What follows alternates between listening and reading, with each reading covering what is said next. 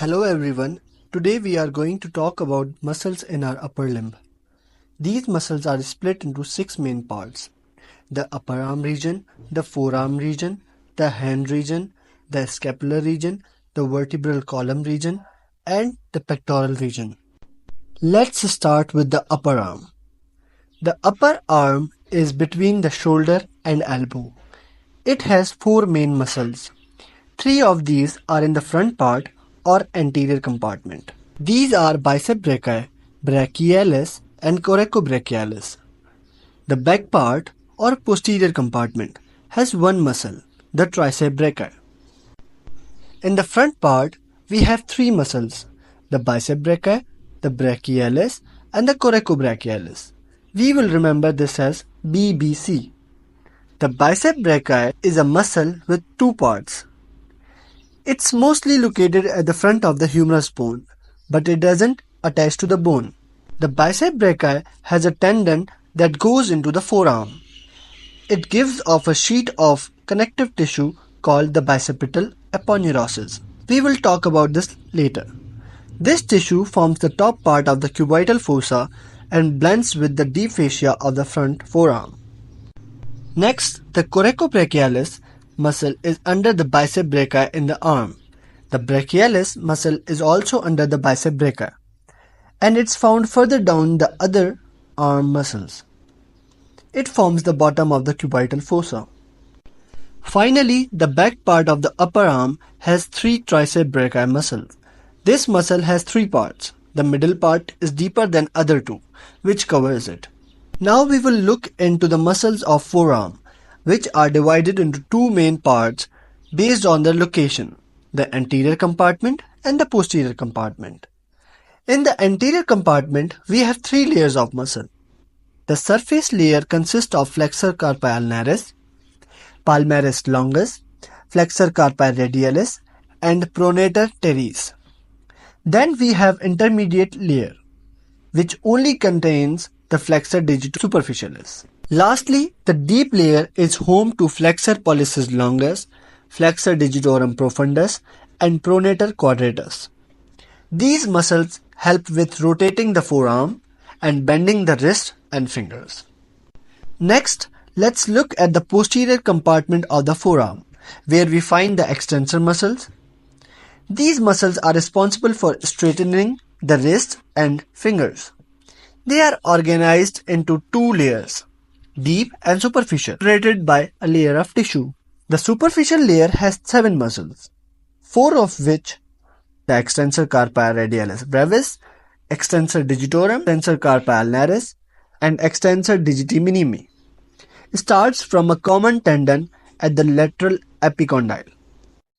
The brachioradialis is unique because it's an extensor muscle that actually helps bend the elbow.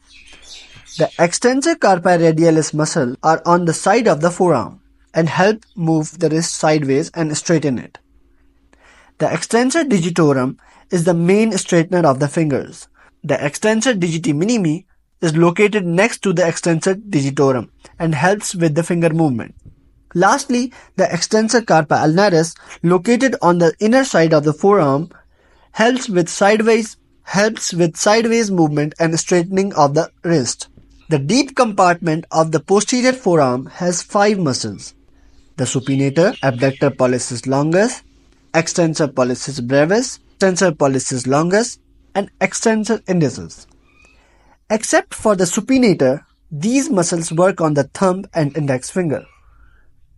The supinator is located in the cubital fossa and helps with the rotation of the forearm. The abductor pollicis longus, extensor pollicis brevis, and extensor pollicis longus all play a role in the thumb movement. The extensor indicis helps with index finger move independently from the other fingers. Now let's talk about muscles in our hand. There are 2 types of muscles. First, we have the extrinsic muscles. They are not in the hand but in the forearm. These muscles help us make big movements and grip things tightly. The second group is the intrinsic muscles. These are actually in the hand and help us make fine detailed movements. Now let's look at the intrinsic muscles. We will start with the thenar muscles, which are short muscles at the bottom of your thumb. They help your thumb move in delicate ways. The opponent pollicis is the biggest thenar muscle. It is underneath the two other muscles. The abductor pollicis brevis muscle is on the side of the thumb, while the flexor pollicis brevis muscle is on the inside of the thumb. Next, we have hypothenar muscles. These are at the base of your little finger. The opponent digiti minimi is the deepest hypothenar muscle. The abductor digiti minimi is most surface level hypothenar muscle. The flexor digiti minimi brevis is next to the abductor digiti minimi. Then we have the lumbricals. There are 4 of these in the hand, one for each finger. They help your finger move and connect the tendons that straighten and bend your fingers. After that, we have interossea muscles. These are between the bones in your hand and help your fingers move in and out. There are 2 kinds of interossea muscles, the dorsal interossea and the palmar interossea. Lastly, we have 2 other muscles in the palm. The palmaris brevis is a small, thin muscle. The abductor pollicis is a large muscle with 2 parts. It plays a big role in thumb movement. Alright, let's talk about muscles in our shoulder. These muscles help you move your arm and shape the look of your shoulder. We can split them into 2 groups. First, we have the extrinsic muscles. These muscles start from your torso and connect to the bones of your shoulder.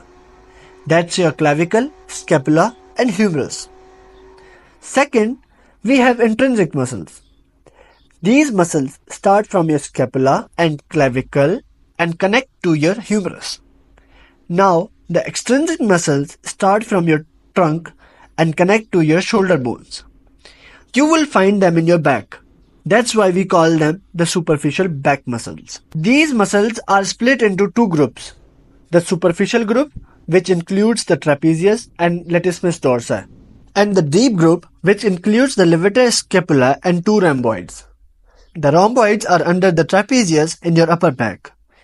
There are 2 of them, the major and the minor. The minor is above the major. Remember, there are 2 other muscles that help the shoulder joint. These include the muscles in the pectoral region and the upper arm. Now, let's look at the intrinsic muscles of the shoulder. These muscles start from your scapula and clavicle and connect to your humerus. There are 6 muscles here: the deltoid, teres major, and 4 rotator cuff muscles. The rotator cuff muscles are the supraspinatus, infraspinatus, subscapularis, and teres minor. The deltoid muscles look like upside down triangle. It splits into 3 parts: the front, the middle, and the back. The teres major is at the bottom edge of space called the quadrangular space. This gap is where the axillary nerve and a blood vessel called the posterior circumflex humeral artery pass through to reach the back of your scapula. The rotator cuff muscles start from your scapula and connects to the top of your humerus. When these muscles are relaxed, they pull the top of your humerus into part of your scapula called the glenoid fossa. This gives your shoulder joint a lot of extra stability. Each of the rotator cuff muscles also has its own job. Now, let's talk about the chest area, also known as pectoral region. This area on the front of your chest has 4 main muscles that help move your upper limbs. The first one is the pectoralis major. It is the muscle you see when you look at your chest. It's big, shaped like a fan, and has 2 main parts. One that starts from your sternum and the other from your collarbone. Then we have pectoralis minor. It's smaller and located under the pectoralis major. Both these muscles are part of front wall of the underarm area. Next is the serratus anterior. This muscle is on the side of your chest and forms the inside border of the underarm area. Lastly, we have the subclavius, a small muscle that runs horizontally under your collarbone. Although small, it's important because it can protect the nerve and blood vessel underneath it, especially if the collarbone is fractured or injured. Thank you so much